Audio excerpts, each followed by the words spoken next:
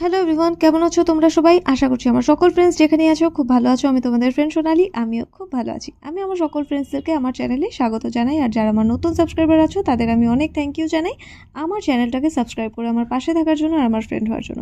আর যারা আমার নতুন ভিউয়ার্স আছো, মানে যারা আমার ব্লগ দেখছো অথচ আমাকে সাবস্ক্রাইব করোনি এখনও, তাদের আমি বলবো তোমরা প্লিজ আমার চ্যানেলটাকে তাড়াতাড়ি সাবস্ক্রাইব করে আমার ফ্রেন্ড হয়ে যাও প্লিজ। তো সকলকে ওয়ার্ম ওয়েলকাম জানিয়ে ব্লগটাকে এখান থেকেই স্টার্ট করছি। বাট স্টার্ট করার আগে আমি যারা আমাকে সুন্দর সুন্দর কমেন্ট করছো তাদের আমি অনেক থ্যাংক ইউ জানাই, মন থেকে অনেক অনেক থ্যাংক ইউ আমার চ্যানেলটাকে সাবস্ক্রাইব করার জন্য আর আমাকে এত সুন্দর সুন্দর কমেন্টস করার জন্য। Thank you so much. তো চলো ব্লগটাকে এখান থেকেই স্টার্ট করছি। তো তোমরা আগের দিন দেখেছিলে আমি আমার পাড়ার তো মানে এক বোনের আশীর্বাদে গেছিলাম, তোমাদেরকে বলেছিলাম বিয়ের ব্লগও শেয়ার করব।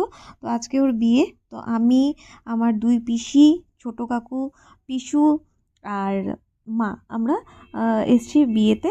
বাবা থাকলে হয়তো বাবাও আসতো, কারণ মনীষা আমাদেরই বাড়ির মেয়ে। এমনিতে বাবা সব জায়গায় যায় না, কিন্তু আজকে বাবা ট্রাভেল করছে, মানে কলকাতা থেকে শিলচর আসছে, তাই বাবা আসতে পারেননি।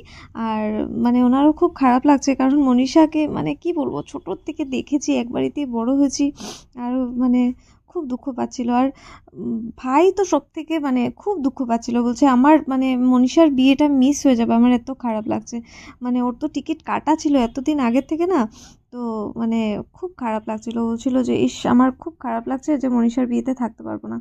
আর ডেটটাও ওরা আগে খুব একটা আগে বলেনি তো আমাদেরকে, তাই মানে যাওয়ার 2-3 দিন আগেই বলেছে বিয়ে। আর যদিও বাবা জানতো, তবে তখনও টিকিট কাটা হয়ে গেছিলো।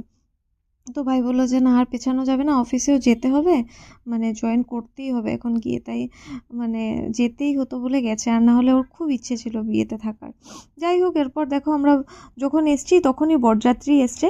তো আমরা দেখলাম ওরা ফটো শটো ক্লিক করছে সবাই মিলে, খুব ভালোই লাগছিল দেখে। আমরা বরকে একটু দেখে চলে এসেছি ভেতরে। এই যে মনীষা, আর খুব সুন্দর লাগছে মনীষাকে দেখতে, দেখো খুব সুন্দর লাগছে। ভিডিওতে কতটা তোমরা বুঝতে পারছো জানি না, কিন্তু সামনের থেকে দেখতে এত সুন্দর লাগছিল ওকে, আজকে কি বলবো, খুব সুন্দর দেখতে। আর মানে খুব সুন্দর লাগছিল, এত ভালো লাগছিল। তোর সাথে দেখা করে আমরা চলে এসেছি খেতে, কারণ দেখছি সবাই ডিনার করে নিচ্ছে আর আমরাও তাড়াতাড়ি চলে যাব, বাড়ি ফাঁকা পুরো, বাবাও ঘরে নেই আর কেউই নেই বাড়িতে, তাই আমরা ভাবলাম যে না, খেয়ে তাড়াতাড়ি চলে যাই। তো দেখো এসেই এই যে ফার্স্ট স্যালাড নিয়ে নিয়েছি, এরপর নিয়েছি 1/4 নান আর আলুর দম। দুটো আলু দিয়েছে আমাকে, আমি আলু খেতে খুব ভালোবাসি। তো দুটো আলু দিয়েছে। তো এরপর আমি আর ভাত নিইনি, তো ভাত, ডাল, ভাজা, পনির তরকারি এগুলো ছিল সাথে। মানে ভেজের তো কাউন্টারে অনেক পনিরের আইটেমস ছিল। আমি দেখছি এখানে ভেজ ননভেজ সবাই খাচ্ছে, তবে মানে এত তো খাবো না।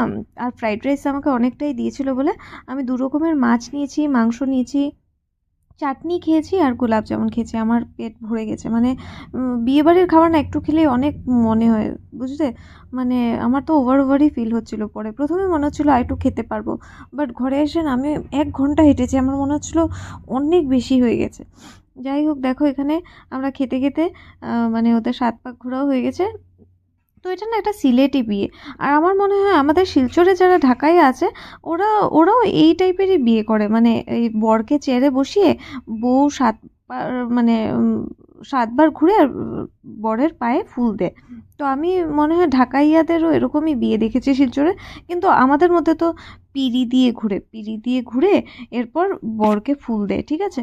তবে আমি দেখেছি শিলচরের মানে সিলেটি ঢাকাইয়াদের নিয়ম হয়তো মানে মিক্স হয়ে গেছে, এরকম ব্যাপার আর কি। এরপর সবাই গসিপ করছে, সব পাড়ারই মানুষ, বুঝতে পারছো, সব পাড়ার মানুষ। তো সবাই দেখা করছে আর সবাই গসিপ করছে। আর মানে গল্প, মেয়ে মানুষ যেখানে থাকবে এখানেই গল্প। মার এগুলোতে ইন্টারেস্ট নেই। মা কি দেখছে জানো, মা পান খুঁজছে, যে পান কোথায় আছে, পান খাবে আর ঘরে আসবে। তো এই যে আমাদের পাশের বাড়ির বৌদি খাচ্ছে, আর এই যে ওনার 2 মেয়ে, এই যে এটা হচ্ছে শ্রদ্ধা আর ওইদিকে বসে আছে লালি। এই যে এটা হচ্ছে শ্রদ্ধা, আর এই যে লালি এসছে এখন, দেখাচ্ছি দাঁড়াও। আমার খুব ভালো লাগে লালিকে, এই যে ব্ল্যাক কালারের ড্রেস পরা, ওকে আমার খুব ভালো লাগে, এত সুইট, এত সুন্দর ওর বিহেভিয়ার, কি বলবো। আর এই যে হচ্ছে কাকিমণি, সেদিন ব্লগে ভালো করে দেখানো হয়নি, এটা হচ্ছে মনীষার মা। আর এখনও ওনাকে এত সুন্দর লাগে। আমার মা আর আমার 2 পিসি তো বলতেই থাকে মনীষা পুরো ওর মার মতো হয়েছে, এত সুন্দর হয়েছে দেখতে। আর এটা হচ্ছে মুন, ঠিক আছে। মুন আর রাজু হচ্ছে মনীষার কাজিন, ঠিক আছে। তো মানে ভাই তো ওয়েট করে থাকতো মুন আর রাজু কবে আসবে, তো ওদের সাথে খেলবে আর কি। তো আর এটা হচ্ছে মনীষার বর। তো আমরা মনীষার বরের সাথে দেখা করে তাড়াতাড়ি চলে এসেছি, মানে বোঝো 9:15 সময় পৌঁছেছি আর 10টার ভেতরে ঘরে চলে এসেছি। তো এসে ভাবছি কি করবো, এত তাড়াতাড়ি হয়ে গেছে খাওয়া দাওয়া, রান্না তো ছিল না, তো ভাবলাম একটু তেল বানিয়ে নিই আজকে। এই যে কারি পাতা আর নিম পাতা, সাথে পেঁয়াজ আর কালো জিরে, মেথি আর জবা ফুল দিয়ে আমি তেল বানিয়েছি, ঠিক আছে। তো আমি একটু পাতাগুলো শুকিয়ে নিয়েছি, কারণ এটা যেদিন এনে দিয়েছিল আমাকে কাকিমুনি, সেদিন আমি বানাইনি। আমাদের মানে কি বলবো, একজন কাকিমুনি আছে, উনি এনে দিয়েছিল এটা, ঠিক আছে। তো আমি 2 দিন শুকিয়ে নিয়েছি এর জন্য, মানে বানাবো না বলে এরপর আমি বানিয়েছি। আর আমি প্যারাশুট তেল নিয়েছি, যদিও আমি মানে শালিমারটাই প্রেফার করি, কিন্তু আমি পাইনি, ঠিক আছে। তো এর জন্য আমি আজকে প্যারাশুটই নিয়ে এসেছি। তো দুটো দিয়ে বানানো স্টার্ট করেছিলাম, কিন্তু আমি দেখলাম যে বাকি জিনিসগুলো বেশি হয়ে গেছে তেলের থেকে, তাই পরে আমি এটা রেখে দিয়েছিলাম, এরকম একটু জাল দিয়ে রেখে দিয়েছিলাম একদিন। এরপর বাবা যখন এসছে, মানে বাবা তো এখন ট্রেনে আছে, তো বাবা আসার পর আমি বড় একটা শালিমারের কন্টেইনার এনে, তারপর বড় একটা টিনের একটা বড় কন্টেইনার এনে এটাকে ভালো করে জাল দিয়ে এরপরে মানে তেলটাকে ছেঁকে নিয়েছি, ঠিক আছে।